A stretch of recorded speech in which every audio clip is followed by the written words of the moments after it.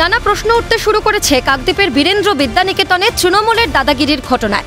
School চলাকালীন ভারপ্রাপ্ত প্রধান শিক্ষক মিলনকান্তি পালকে ঘাড় ধাক্কা দিয়ে মারধরের অভিযোগ স্কুল পরিচালন সমিতির সভাপতি তথা স্থানীয় তৃণমূল পঞ্চায়েত সদস্য ত্রিদীপ বারুইয়ের বিরুদ্ধে।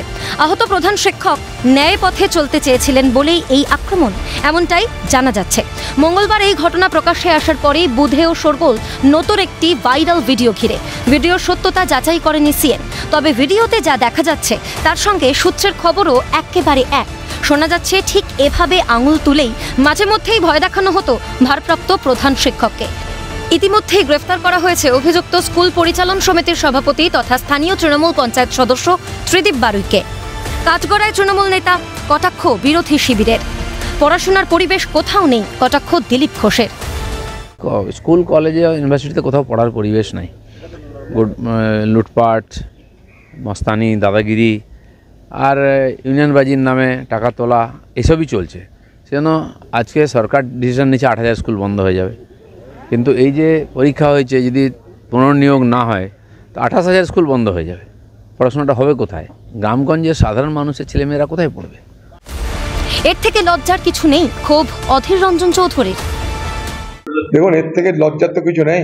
যে শিক্ষকরা একদিকে তারা যোগ্যতা থাকা সত্ত্বেও চাকরি পাচ্ছে না, তাদেরকে লাঠির বাড়ি খেতে হচ্ছে। স্কুলের মধ্যেও যারা আজও শিক্ষকতা করছে, তারা ন্যায় পথে চলার চেষ্টা করলে তাদের উপরেও তৃণমূল নেতার আক্রোশ নেমে আসছে। বিচ্ছিন্ন ঘটনা, কোনো অন্যায় হয়ে থাকলে দল ব্যবস্থা নেবে, এ বিষয়ে দাবি কুণাল ঘোষের। কোনো বিচ্ছিন্ন ঘটনা ঘটেছে সেটা খতিয়ে দেখা হচ্ছে, যে বা যারা যদি সত্যি অন্যায় করে থাকে দল ব্যবস্থা নেবে। এগুলোকে গুন্ডামি বলে, এগুলো কড়া হাতে দমন করা উচিত, দাবি কলকাতা বিশ্ববিদ্যালয়ের ভারপ্রাপ্ত উপাচার্য শান্তা দত্তের।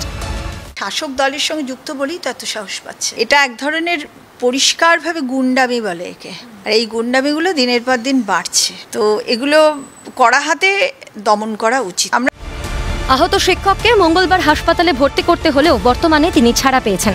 আহত শিক্ষক জানিয়েছিলেন কিছু কাগজে না পড়ে সই করতে আপত্তি করাতেই তৃণমূল নেতার এই আক্রমণ। কিন্তু ঘটনায় প্রশ্ন উঠছে একাধিক। সামান্য মৌখিক বচসার জেরেই ঘাড় ধাক্কা প্রধান শিক্ষককে। শাসক শিবিরের ছত্রছায়ায় থাকেন বলেই কি এতটা সাহস অভিযুক্ত ওই তৃণমূল নেতার? কোন দিকে যাচ্ছে বাংলার স্কুলগুলির পরিবেশ? তৃণমূল নেতাদের এই বারবারন্তের শেষ কবে, কিভাবে? প্রশ্ন থাকলেও উত্তর অধরা। সৈকত ঘোষের রিপোর্ট, ক্যালকাটা নিউজ।